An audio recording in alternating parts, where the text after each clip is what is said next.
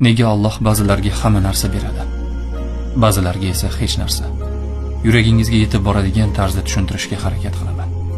Nega ba'zilar muhabbatda, boylikda, oson yo'l bilan va nurli tabassum bilan tug'iladi, boshqalar esa og'riqda, muhtojlikda, yolg'izlikda, hatto dushmanga tilamaydigan sinovlar bilan dunyoga keladi?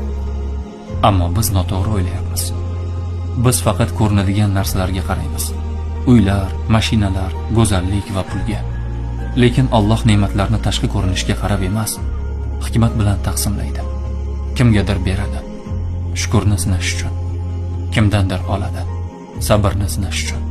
Kimnidir ko'taradi, u pastdagilarni eslasin deb. Kimnidir pastga tushiradi, u Alloh sari ko'tarilsin deb. Alloh hech qachon adashmaydi. Agar hozir sen xohlagan narsang sendan uzoqda bo'lsa, demak bu yoki u seni barbod qiladi, yoki vaqti kelmagan.